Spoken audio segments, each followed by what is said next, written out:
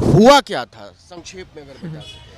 Sir हुआ यही है कि हम जिस विश्वविद्यालय में बैठे हैं, जब इन विश्वविद्यालयों के जातिवादियों का कब्जा हो और हमारे जैसे लोग जिनके मुंह में ज़ुबान है, जो अपने हक अधिकार की बात करते हैं, अभी से नहीं, हम एज स्टूडेंट्स ही ये सारी चीज़ें झेलते आते थे। तो जो आप जहाँ कोई बेईमानी कर रहा है, आपके हकों का हनन कर रहा है, आप उसके खिलाफ लड़ रहे हैं, आपको स्कॉलरशिप तक नहीं दी जा रही, जो क्लरिकल स्टाफ यूनिवर्सिटी में है, सुनिएगा समझिएगा, इस चीज़ को बहुत इंपॉर्टेंट है जनता के लिए ये चीज़ समझना। जो क्लैरिकल लेवल पे भी जो स्वर्ण समाज के लोग बैठे हैं ना, वो भी आपको इंसान नहीं समझते, वो भी, उनको भी लगता है कि जो स्कॉलरशिप है ना, आप मुफ्त की ले रहे हो, आप डिजर्व नहीं करते ये स्कॉलरशिप। वहाँ से ये चीज़ें हमने ऑब्जर्व करना शुरू करी। फिर हॉस्टल में जब वार्डन्स होती हैं, आप दलित हैं। जी जी जी, जो हॉस्टल में आपकी वार्डन्स होती हैं, उनके साथ इंटरेक्शन, वो आपको किस नज़रिए से देखते हैं, वो आपके कितने राह में रोड़े डालते हैं, ये सारी चीज़ें जो हैं ये होती रही। लेकिन आप उन परिस्थितियों के साथ या तो चुप करके सहते जाओ, अपनी आइडेंटिटी को छुपाओ और बैठे रहो। लेकिन हमने वो सीखा नहीं, क्योंकि हमने बाबा साहेब को नहीं माना, बाबा साहेब की भी मानी, और सोचा कि अगर उनकी मानी है, उनको समझा है, उनको पढ़ा है, तो वो करना पड़ेगा जो उन्होंने किया। तो हम हर चीज़ में जहाँ पे हमें लगता था कि हमारा हक खाया जा रहा है, अगर क्लरिकल स्टाफ स्कॉलरशिप के लिए हमारे अकाउंट, जैसे मैं आपको छोटी सी एक एग्जांपल देके बताऊंगी, आपने पूछा हुआ क्या है, 311 मेरे अकाउंट नंबर में आता है, बैंक अकाउंट नंबर। और जो क्लर्क्स होते थे डिपार्टमेंट के, कोई मिश्रा है, कोई दुबे है, कोई चौबे है, मैं इसलिए लेके बता रही हूँ कि उनका, इसलिए नहीं कि उन सभी ऐसे हैं एक जैसे, पर बता रही हूँ कि ये टाइटल वाले जो थे, जो उस समय वर्किंग थे, तो वो क्या करते थे, स्कॉलरशिप नहीं देने के लिए हमें जानबूझ के 311 को 311 को 7 कर देते थे कि इनको किस तरीके से तंग किया जाए, किस तरीके से इनका स्कॉलरशिप डिले हो। तो वो फिर हम लड़ते थे उनसे, हम बात करते थे कि हमारे साथ ही ऐसा क्यों होता है, बाकी बच्चों के स्कॉलरशिप आ जाते हैं। तो फिर उसके तमाम इस तरीके की चीज़ें होना। यूनिवर्सिटी में आपने रोस्टर का मूवमेंट कवर किया होगा, 13 पॉइंट रोस्टर का, उस मूवमेंट्स में एक अच्छी भागीदारी निभाना। एब्जॉर्प्शन का मूवमेंट हुआ, जब पूरे एडहॉक्स टीचर्स को रिप्लेस करने की बारी आ गई थी कि हटा ही दो पूरा सिस्टम, उन मूवमेंट्स में पार्टिसिपेट करना, संविधान को बचाने के लिए कोई भी बात करनी, मुखर होकर खड़े रहना, और कोशिश ये करनी कि जो आपकी जनरेशन आ रही हैं, आप जैसे जो बच्चे और यूनिवर्सिटी में आ रहे हैं, उनके रास्ते किस तरीके से स्मूथ हो, उनको जागरूक करना। दौलत राम में पढ़ा। जी जी, अपने हक, और मैं साइकोलॉजी, यहीं से साइकोलॉजी डिपार्टमेंट से पढ़ी। ये बता दूं आपको कि ये दिल्ली यूनिवर्सिटी का गेट नंबर 4 है। मेरे दाहिनी तरफ एक विशाल कैंपस है, यहाँ छात्रों का हुजूम है, मेरे आसपास भी देख रहे होंगे। और चारों तरफ इसी गेट नंबर 4 को धरना स्थल में 3 महीने से ज़्यादा हो गए, डॉक्टर ऋतु ने बदल दिया है। तो कैसे निकाला गया? वही मैं बता रही हूँ। अब ये बैकग्राउंड देना क्यों ज़रूरी था, जब आप ये सारी चीज़ें कर रहे हो, और बाय डिफ़ॉल्ट जो एक मनुवादी विचारधारा की औरत है, प्रिंसिपल, उसको नहीं पता कि आपका ये बैकग्राउंड है, कि आपके मुंह में ज़ुबान है, वो भी महिला है। हाँ महिला है। ये रही ना क्रिमिनल सविता रॉय, तो इसका नाम, पूरा नाम है क्रिमिनल सविता रॉय। अब वो महिला है, लेकिन सोचने की बात यह कि 33% आरक्षण वाली महिला है, इन लोगों के लिए आता है, इन लोगों को मजबूत करने के लिए, ताकि हम जैसे लोगों का, हम जैसी महिलाओं का शोषण कर सके। अब समझने की ये ज़रूरत है कि जब हम कॉलेज में गए, मेरा इंटरव्यू हुआ, सिलेक्शन हुआ, क्लियर वैकेंसी थी ऐसी सीट पे, तो उसमें मेरा सिलेक्शन होता है, सब कुछ अच्छा चल रहा है। ओवर द टाइम जब उन्हें पता चलता है थ्रू दलाल जो आसपास है। कब की बात? ये अगस्त की बात है, अगस्त 2005, 5 अगस्त को मेरा सिलेक्शन हुआ था 2019 में। तो ये तब की बात है, तब तो सिलेक्शन हो गया 2-4 महीने के अंदर, 2 महीने के अंदर शायद इन्हें पता चल गया कुछ दलालों से, क्योंकि तब भी कोई रैली अगर जंतर मंतर पे या कहीं पे भी होती थी संविधान को बचाने के लिए, तो हम पार्टिसिपेट करते थे, हम क्यों चुप रहे, हमारे हक की बात है। तो इस मैडम को कुछ चीज़ें पता लगी। अब उनको मुझे टारगेट करना था, उनको मैं दलित जैसी दिखती नहीं थी, उनका जो स्टीरियोटाइप था, उनके स्टीरियोटाइप में मैं फिट इन नहीं होती थी। उनको लगता था अच्छी अंग्रेज़ी बोलना और हिंदी भी इतने अच्छे से बोलना, और अपने बात रखती है अच्छे से, बड़ी पॉपुलैरिटी है स्टूडेंट्स के बीच में, स्टूडेंट्स जो है क्लास स्टाफ रूम के बाद डॉक्टरेट करते हैं। तो उनके दिमाग में एक चीज़ सेट होगी कि ये तो लगता है कि दलित अनपढ़ होते हैं, वो गरीब जैसे दिखने चाहिए, वो मजबूर जैसे, हाँ, मुंह पे गंदगी लगी हो, या जो भी उनके स्टीरियोटाइप था कि जो हमारे पूर्वज जैसे मुसलमानों के बारे में कि टोपी हो, पैचा हो। जी जी जी, जो मैं बोल रही हूँ ना, जो उनकी स्टीरियोटाइप है ना हमें लेके, वो उठा नहीं है, क्योंकि उन लोगों ने जो हमारा शोषण किया, जो हमारी स्थिति थी कि हमारे पास कोई रिसोर्सेज नहीं है, फटा कपड़ा है, पहनने को शरीर पे कपड़ा नहीं है। और अभी भी मैं ये एग्जांपल आपको क्यों दे रही हूँ सर, इनके नज़र में दलित कौन है? जिस सोसाइटी में मैं रहती हूँ, अमूमन क्या होता है, जब आप सोसाइटी में लिफ्ट से ऊपर नीचे जा रहे हो, तो आप देखते हो कि वहाँ पे जो महिलाएं काम करने आती है ना, उनका पहनावा कैसे एक जैसा होता है। उन्होंने सलवार किसी और रंग की पहनी है, कमीज़ किसी और रंग की पहनी है, और चुन्नी किसी और रंग की, और इतनी उनकी हाइट है। तो वो क्या है, वो क्यों है, सोचिएगा, ये चीज़ समझने की ज़रूरत है। क्योंकि वो लोग काम करते हैं लोगों के घर पे, और जो जूठन बचती है वो खाते हैं, वो उनके बच्चे खाते हैं जो मालिक देता है। और अपने घर पे बच्चों को भूखा छोड़ के दूसरों के घर पे काम करने जाना और दूसरों का खाना बनाना कि साहब ने काम करने जाना है। अब सोचो, माल न्यूट्रिशन का शिकार वो लोग, और उनकी हाइट भी, उनका वो सब इतना ही रह गया। अब इनकी नज़र में दलित वो हैं, वैसे होने चाहिए जिनके पास अच्छा कपड़ा ना हो पहनने का वो। अब हम जैसे जो आ गए, प्रोफेसर रतनलाल जैसे जो आ गए, प्रोफेसर लक्ष्मण यादव जैसे जो आ गए, कुछ बहुजन समाज के, तो ये जो कॉम्बिनेशन आ गया ना, ये बहुत डेडली कॉम्बिनेशन आ गया उनके लिए। अब ये कॉम्बिनेशन बोल रहा है, जागरूक कर रहा है, घर घर अम्बेडकर की बात फैलाने की बात कर रहा है, और जो इनसे पढ़ेंगे बच्चे वो हम ही जैसे तो बनेंगे ना, वो हम जैसे सवाल करेंगे ना। तो ये एक थ्रेट था, इस थ्रेट को कैसे ख़त्म किया जाए। डॉक्टर रितु को जाति सूचक शब्द भी बोल के देख लिए। डॉक्टर रितु तो थी थिक चमड़ी की, कुछ नहीं हुआ। डॉक्टर रितु को नौकरी भी चाहिए थी, जब तक शहरी थी तब तक शहरी थी। डॉक्टर रितु को उनके कपड़ों पर टिप्पणियाँ कर ली, वो किस तरीके से बात करती है, उनका रहना सहना कैसे है, वो कैसे आती हैं, कैसे उनका अंडरस्टैंडिंग है। उनके बच्चों तक को ये बता दिया कि मैडम जो है वो दलित समाज से हैं, ताकि बच्चों की सोच उनके प्रति बदले। लेकिन बच्चे आपके खिलाफ जाति सूचक शब्दों का इस्तेमाल किसने किया? प्रिंसिपल कैटेगरिकली वो सारे, मैं आपको वो शायद पब्लिक डोमेन में चीज़ें नहीं दे सकती, वो सारी चीज़ें कोर्ट में हमने प्रोवाइड कर दी हैं, और पुलिस को दी हैं सारी चीज़ें, सारे तथ्य जो है। आप मेरे प्राचा साहब जो वकील हैं उनसे बात कर सकते हैं, वो आप जो भी चीज़ लेना चाहें उनसे ले सकते हैं। हम यहाँ पे कोई भी चीज़ बोल रहे हैं तो पुख्ता सबूतों के साथ ही बोलती हूँ मैं। और अब मैं आपको ये सारी चीज़ें इसलिए बता रही हूँ कि ये सारी चीज़ें तो एक पार्ट था कि डॉक्टर रितु को इन सारी चीज़ों से फ़र्क ही नहीं पड़ा। अब क्या किया जाए इसके बाद? ये तो बड़ी थिक स्किन है, बड़ी बेशरम लड़की है, इतना सारा मैंने जलील कर दिया, अभी भी फ़र्क नहीं पड़ा, और फिर मेरे सामने वैसे की वैसे खड़ी है, और स्टूडेंट के बीच में जो पॉपुलैरिटी है वो वैसी की वैसी है, डॉक्टर रितु हो रहा है। अब इसके बाद कैसे निकाला जाए, कैसे स्ट्रैटेजी बनाई जाए? ठीक 1 साल बाद 5 अगस्त 2019 में मैंने ज्वाइन किया था। 10 अगस्त 2019 जब कोविड चल रहा था, तब मुझे निकालने की स्ट्रैटेजी बनाई। अब स्ट्रैटेजी कैसे बनाई कि या तो इसको, स्ट्रैटेजी सिर्फ इतनी थी सर उस मूर्ख औरत की कि इसका मुंह बंद करवाना है। अब इसको मेरे कॉलेज पहले तो पूरे यूनिवर्सिटी में आई थिंक 4,500 हज़ार के करीब एडहॉक टीचर्स हैं, जिन सबको हमें, आपको लक्ष्मण यादव जी को आपने बहुत बड़ी कवर किया, आपको पता ही चल गया होगा ये चीज़ तो, कि हम लोगों का ना, हम लोग ठेके पे प्रोफेसर हैं, 6-6 महीने पे रिचार्ज कूपन मिलता है ज्वाइनिंग के लिए, ताकि वो इसलिए हमें ज्वाइनिंग प्रॉपर नहीं दी जाती, ताकि हमें कभी भी प्रताड़ित किया जाए, या जो भी एक बेइज्जती करनी, जो भी हमें मानसिक तौर से प्रताड़ना करनी, जो हमारी वो एहसास रहे हमें, इसलिए हमें उस चीज़ का एहसास देने के लिए वो 6-6 महीने वाला रखा हुआ है इन्होंने यूनिवर्सिटी में, जबकि वो कहीं पे भी लॉ नहीं है कि आप ऐसा कर सकते हो। अब वो जब मेरी ज्वाइनिंग थी, सब कॉलेज के टीचर्स की ज्वाइनिंग थी, और MHRD की क्लियर कट गाइडलाइंस थी कि आप किसी भी एडहॉक को एडहॉक से रिप्लेस नहीं करोगे, रिमूव नहीं करोगे, किसी भी कॉन्ट्रैक्चुअल गेस्ट एम्प्लॉय को जो जहाँ पढ़ा रहा है वो वहीं रहेगा। आप सिर्फ एडहॉक को तब हटा सकते हो जब परमानेंट अपॉइंटमेंट्स हो। अब मेरा केस एक दिल्ली विश्वविद्यालय में पहला ऐसा केस, मुझे हटा दिया प्रिंसिपल ने 10 अगस्त 2020 में। और जब मैं रीज़न पूछने जाती हूँ, सबकी ज्वाइनिंग होगी मैडम, मेरी क्यों नहीं हुई? कोई रीज़न तो होगा, कोई रीज़न नहीं था। और क्या कुछ एक कमरे के अंदर मुझे जितना वो अपने दिल की भड़ास निकाल सकती थी निकाली।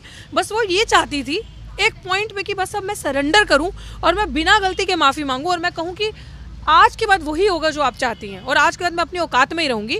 मुझे ये तक भी कह दिया कि जिस काम के लिए बने गए हो, जो तुम करते आए हो, उसी के लिए बने गए हो, वही करो, वही सूट करता है तुम पे, और हवा में मत उड़ो, पर काट दिए जाएंगे।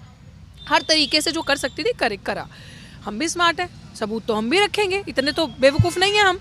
अब ये सारी चीज़ें जब हुई, डूटा आई, डूटा ने इंटरवीन किया, कुछ नहीं हुआ, लेकिन वो अपने आप को ऐसा समझती, ऐसी महिलाएं वो ऐसी समझती हैं, क्योंकि इससे पहले जब वो टीचर के तौर पर, ये सविता रॉय कालिंदी कॉलेज में पढ़ाती थी, कालिंदी कॉलेज की SC कैटेगरी, ये बहुत इंटरेस्टिंग फैक्ट है आपके लिए, पहली प्रिंसिपल थी कालिंदी कॉलेज में SC कैटेगरी की पूरे विश्वविद्यालय में। अब जाके आई थिंक कुछ महीने पहले एक SC प्रिंसिपल बना है, अभी तक कोई भी प्रिंसिपल दलित समाज से नहीं बना। तो वो अनुला मोरिया जी थी, जिनको इस महिला ने खून के आंसू रुलाए।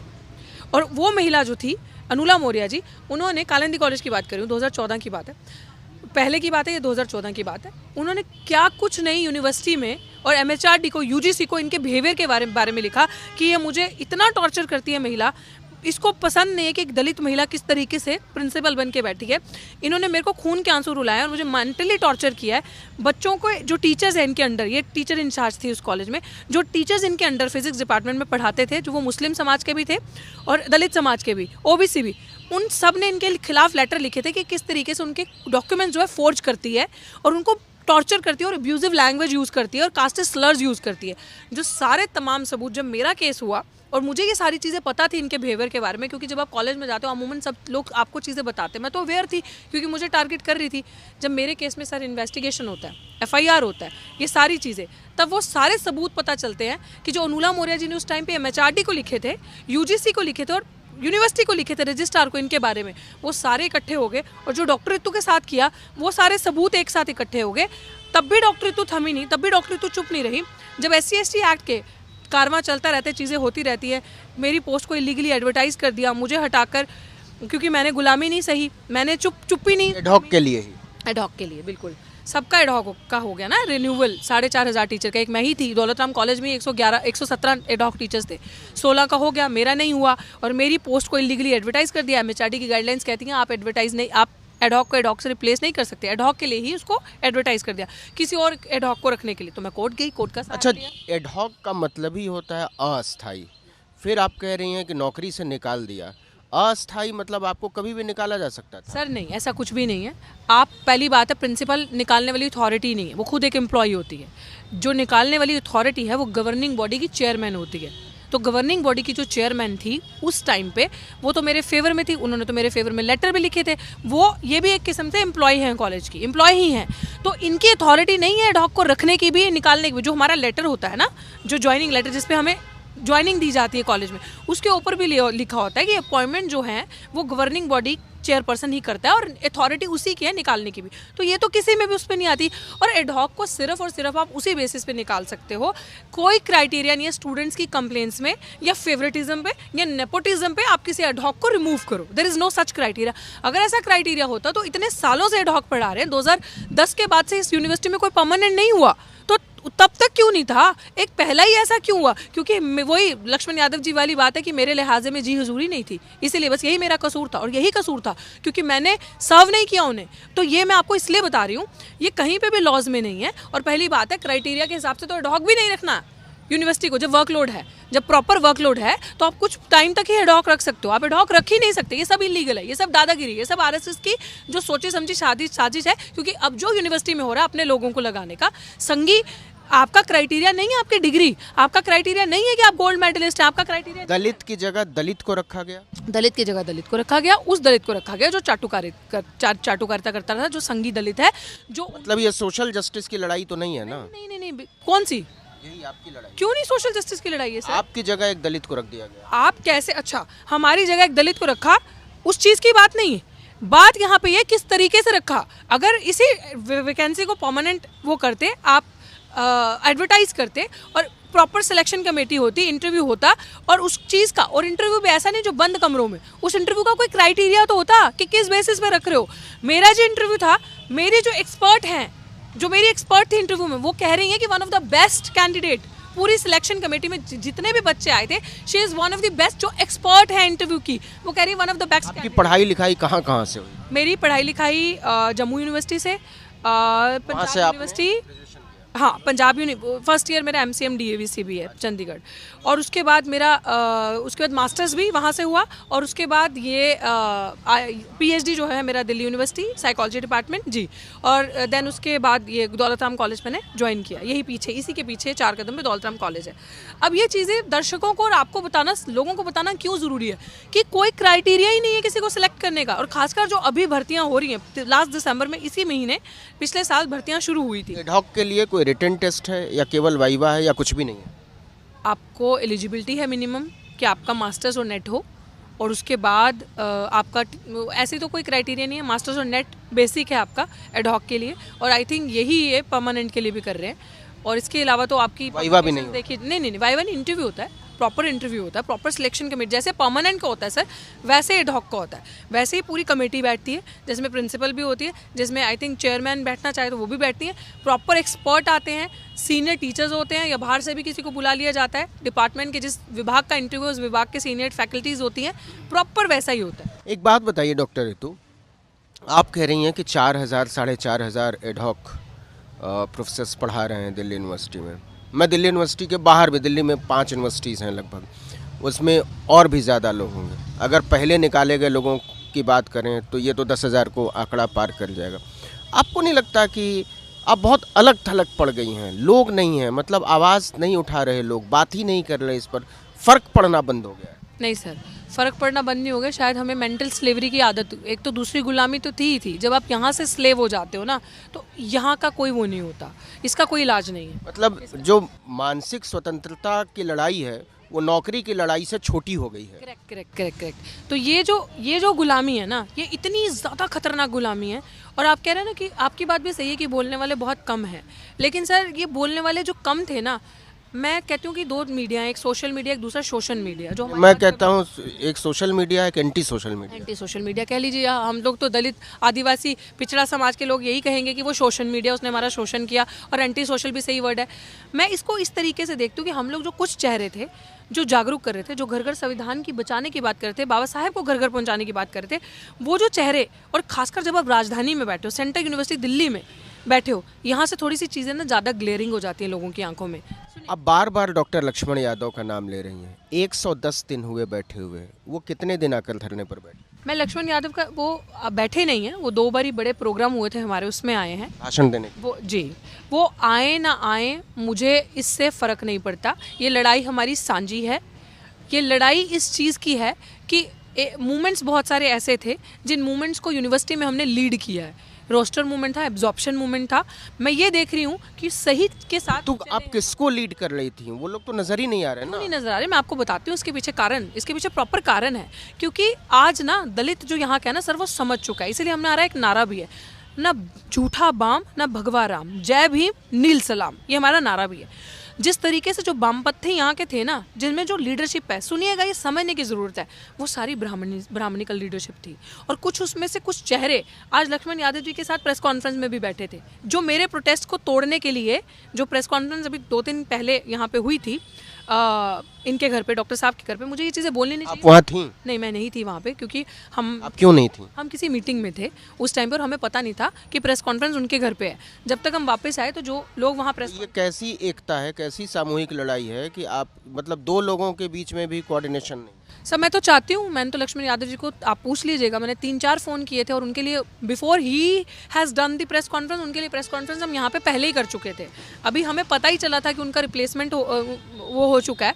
उनसे पहले ही हमने यहाँ पे उनके लिए, मैं थी, प्राचा साहब थे, पूरी टीम थी हमारी, 2-3 एडवोकेट बैठे थे। तो हम इतने, मतलब हमें प्रेस कॉन्फ्रेंस यहीं क्यों नहीं हुई? मैंने तो उन्हें बोला भी था सर, मैंने उन्हें बोला था, रतनलाल साहब को भी मैंने ये चीज़ बोली थी कि सर बेहतर मैसेज नहीं जाता? बिल्कुल मैसेज जाता है एक बेहतर।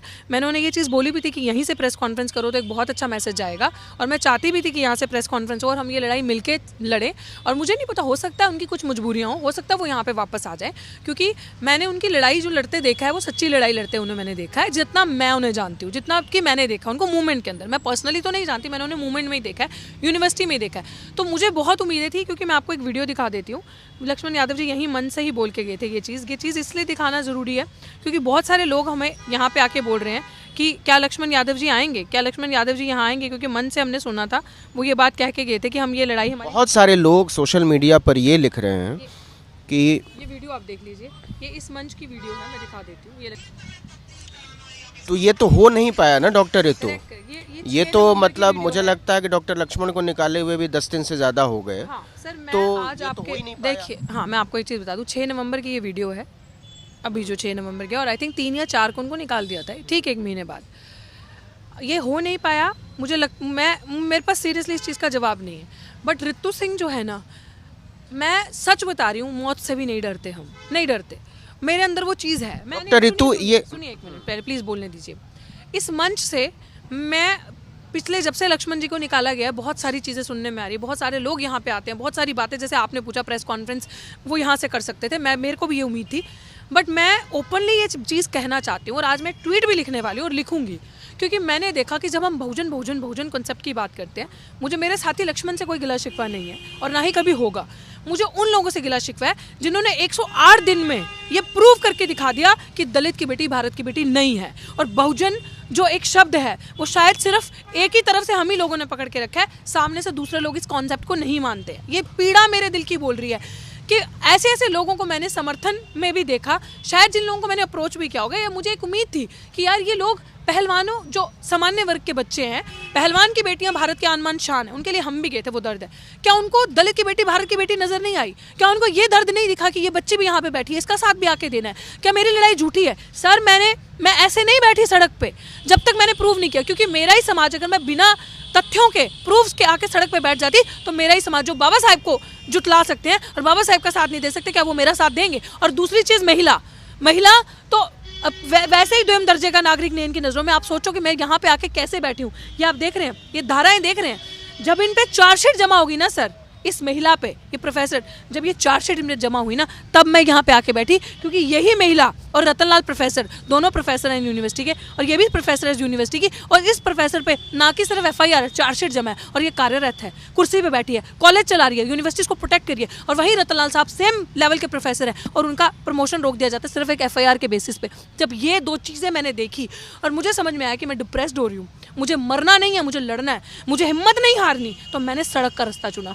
क्योंकि यही न्याय दिलवाएगा, और मैंने डर को पीछे छोड़ दिया। तो मुझे डॉक्टर रितु, कुल मिलाकर ये सारी लड़ाइयाँ जो हैं वो बहुत पर्सनल लड़ाइयों में तब्दील हो गई हैं। आप एक व्यक्तिगत लड़ाई अलग से लड़ रही हैं, डॉक्टर लक्ष्मण एक व्यक्तिगत लड़ाई अलग से लड़ रहे हैं, डॉक्टर रतनलाल एक व्यक्तिगत लड़ाई अलग से लड़ रहे हैं। ये सारी लड़ाइयाँ कहीं एक जगह तो मुझे आज तक नहीं दिखी। ये बात आपकी सही है, ये बहुत सारे लोगों का सवाल मैं मुझे पता, बहुत अच्छी बात है, आप प्रेस के हैं, आप बिल्कुल ऑनेस्टली से जवाब पूछेगा, और मैं भी ऑनेस्टी के लिए जानी जाती हूँ, मुंहफट हूँ, मैं बिल्कुल सीधे तरीके से स्ट्रेट फॉरवर्ड जवाब दूंगी।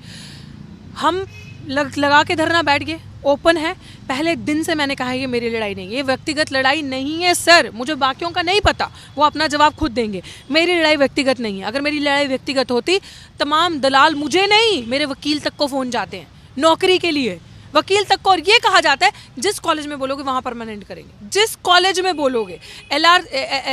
लेडी श्री राम कॉलेज का जब इंटरव्यू भी आया तो मुझे मेल आई, तो ऐसे ऐसे दलालों के फ़ोन आए, क्योंकि is one of the top colleges और वहाँ का साइकोलॉजी भी बहुत एक वो है, तो ऐसे ऐसे लोगों के फ़ोन आए कि किसी भी तरीके से बस इसका अपॉइंट करो। और लोगों को ये दिक्कत है यूनिवर्सिटी में, जो ये दलाल है ये भी, कि मैं इंटरव्यू देने जाती क्यों नहीं हूँ, क्योंकि क्यों नहीं जाती हैं? नहीं देनी चाहिए मुझे सर ऐसी नौकरी। मैं अगर मुझे नौकरी चाहिए तो दिल्ली विश्वविद्यालय में चाहिए, मुझे नौकरी चाहिए, मैं कहीं पे भी कमा के बैठ के खा सकती हूँ, मैं साइकोलॉजिस्ट हूँ, मैं कोचिंग भी दे के खा सकती हूँ, मैं क्लिनिक खोल लूँ, मैं किसी भी प्राइवेट यूनिवर्सिटी में भी काम करके, मेरे को अपने विषय के बारे में पूरी नॉलेज है, मैं कहीं पर भी बैठ के खा सकती हूँ और लाखों में कमा सकती हूँ। लेकिन अगर ये लड़ाई मैंने छोड़ दी सर, ये लड़ाई कोई नहीं लड़ेगा। अगर इतने साल से लड़ने वाले होते तो दलाली नहीं कर रहे होते, लड़ रहे होते, अपना ज़मीर बेच के। RSS की आज दलाली करते हैं, वहाँ जाके दरिया बिछाते हैं, पत्तल चाटते हैं, चाटुकारिता करते हैं।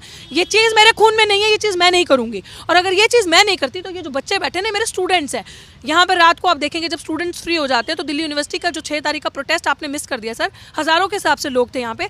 मैं आपके साथ वीडियो शेयर करूँगी, अपने दर्शकों को दिखाइएगा। वो protest was completely led by students, उसको लीड कर रहे थे उस प्रोटेस्ट को। तो ये ताकत है, ये जागरूकता है। आज यूनिवर्सिटी में एक अपने अस्तित्व की, सर ये लड़ाई नौकरी की नहीं, दूसरी चीज़ आपको बता दूं, ये मान सम्मान डिग्निटी की लड़ाई है, इसलिए लिखा है नौकरी नहीं न्याय चाहिए। आज इस यूनिवर्सिटी में एक अस्तित्व खड़ा हुआ है कि हम भी कुछ हैं। आज यहाँ पे अगर आप बाहर जाके कवर करेंगे, ये बाबा साहिब का हमने प्रतिमा लगा रखी है 10 बाय 8 की। क्यों? 2009 में इन्होंने बाबा साहब का स्टैचू यहाँ से उखाड़ा, सीधे इस दीवार के पीछे से, कहा कि लॉ फैक्ट बनाना है, बिल्डिंग के बीच में आ रहा है। स्टैचू की लड़ाई नहीं है सर, वो आइडियाज की, मतलब बाबा साहब के बहुजन बनाम संघ के बहुजन।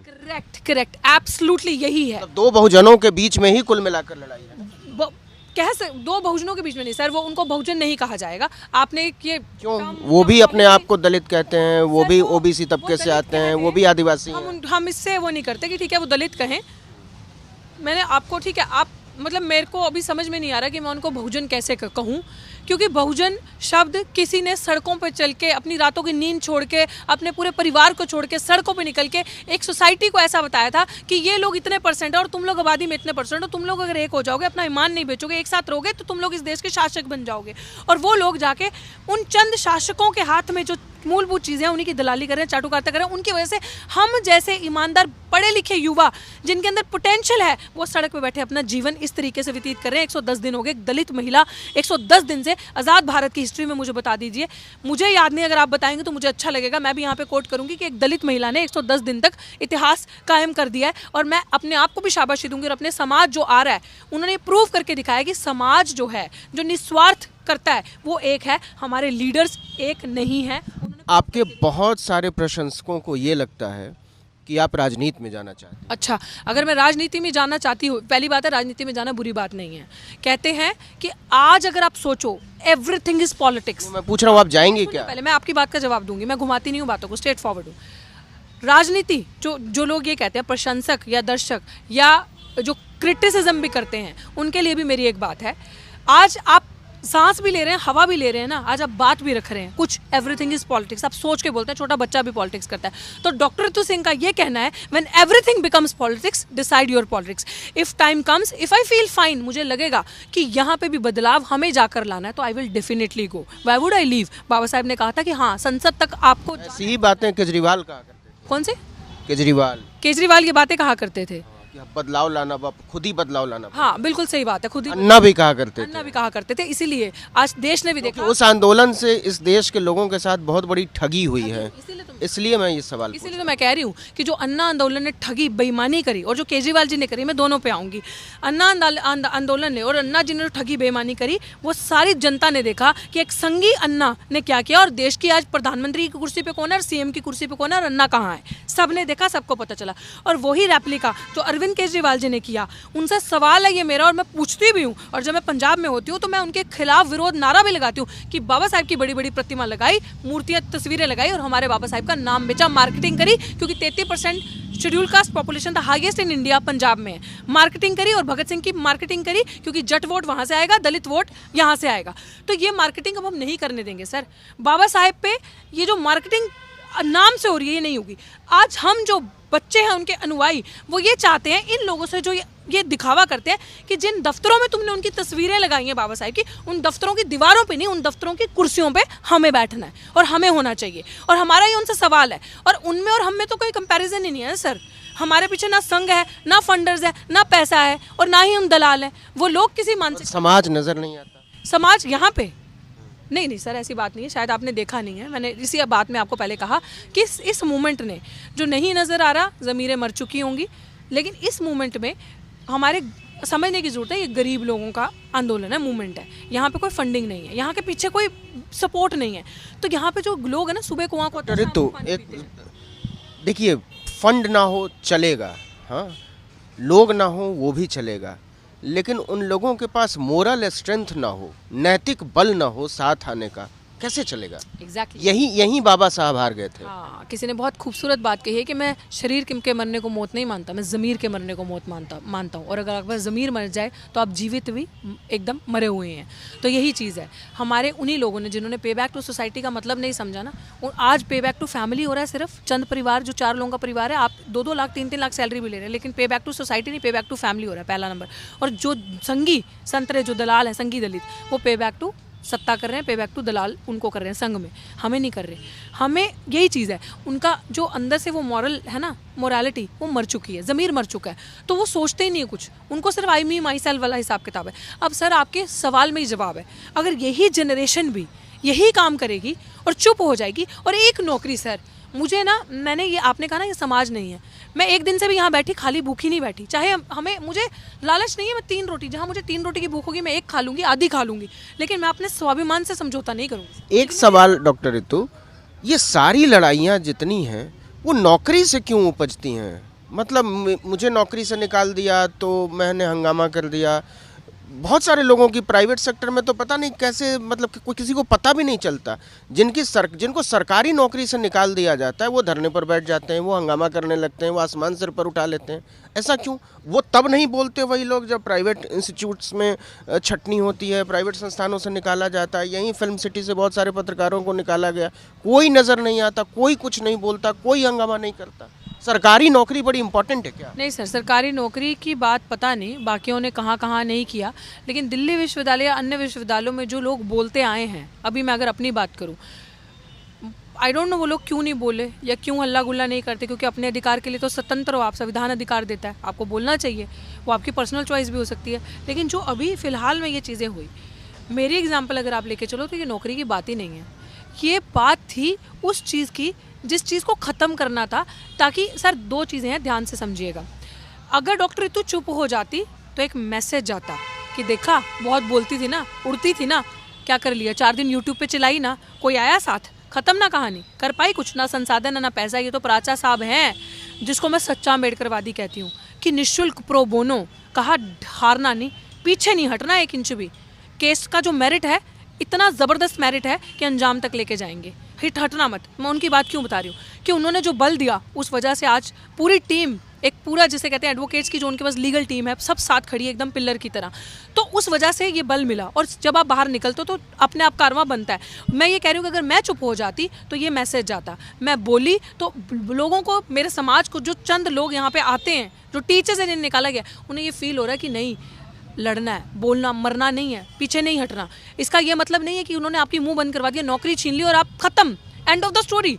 मेरे समाज को ये मैसेज चले जाता है, यार ये बहुत बोलती थी, चुप, बोलना नहीं है, नहीं तो रितु जैसा हाल हो जाएगा। मुझे वो मैसेज सेट नहीं करना सर। संसद में कुछ लड़कों ने धुआं किया, उन्होंने भी कहा कि हम बेरोज़गारी के ख़िलाफ़ हैं, हम संविधान के लिए हैं, हम अन्याय के ख़िलाफ़ हैं, हम कैपिटलिज्म के ख़िलाफ़ हैं। Wrong, absolutely wrong. ये तरीका बिल्कुल गलत है।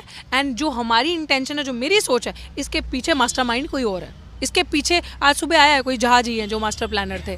अब जिन्होंने भी ये किया हो, ये तरीका, अगर आप संविधान को बचाने की बात करते हैं तो आप संविधान के तरीके से चलेंगे, आप और मैं। और ये इस तरीके की हरकतें करने वाला कोई भी अम्बेडकर से ऊपर नहीं है। अगर ये रास्ता ही होता तो अम्बेडकर ये रास्ता अपनाते, अगर ये चलना होता।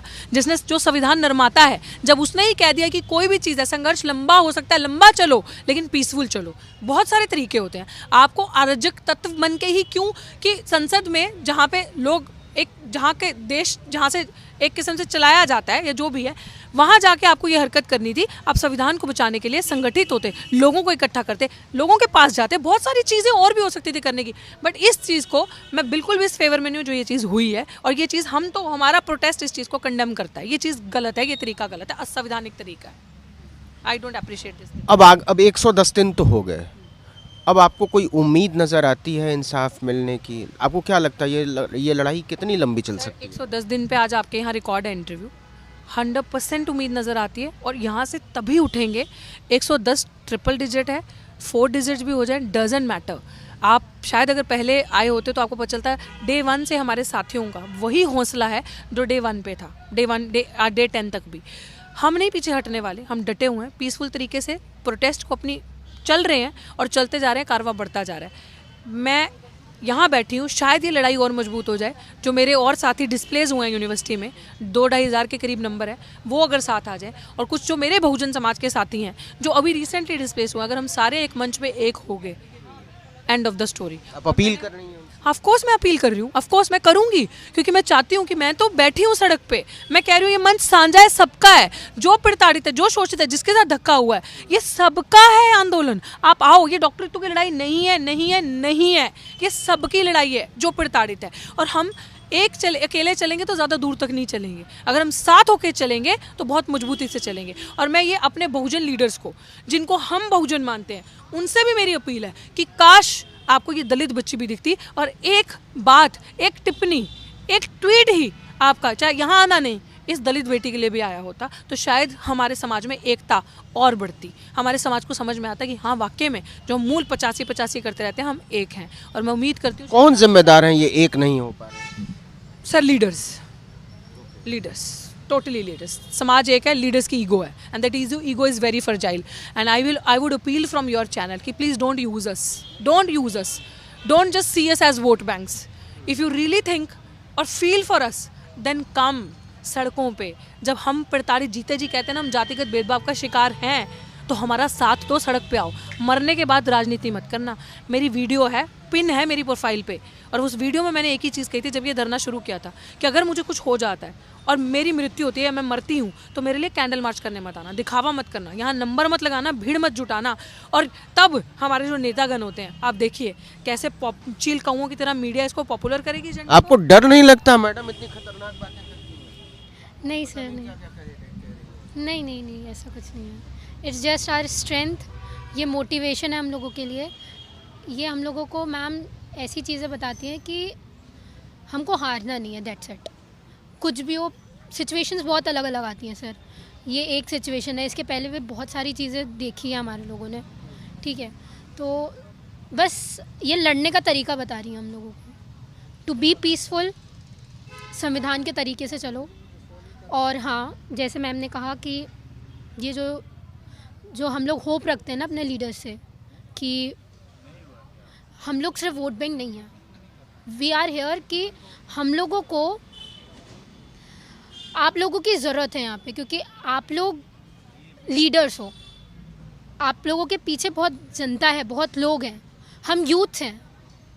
आप बातें करते हो, आपको अपनी सरकार बनानी है, जो भी पॉलिटिक्स है, प्लीज़ उसको साइड में रख के एक बार अपनी बेटी के लिए सोचो। आपके बहुत सारे दोस्त आपको समझाते नहीं है, बहुत खतरनाक महिला के साथ बैठी हुई है, दूर रहा करो। नहीं, ऐसे मैं तो ये बोलूँगी, ऐसे दोस्त बनाना भी मत अगर जो ये बोल रहे हैं, ऐसा कुछ नहीं है। She is very strong lady, and जब से मैं यहाँ पे हूँ, आई हैड सीन जो पोटेंशियल उनका पहले था, जो स्ट्रेंथ उनकी पहले थी, अभी भी शायद उससे ज़्यादा है। आप दिल्ली यूनिवर्सिटी के स्टूडेंट? जी, मैं स्टूडेंट हूँ। जी, किस कोर्स की? मैं सर BA प्रोग्राम कर रही हूँ, हिस्ट्री प्लस पॉलिटिकल साइंस।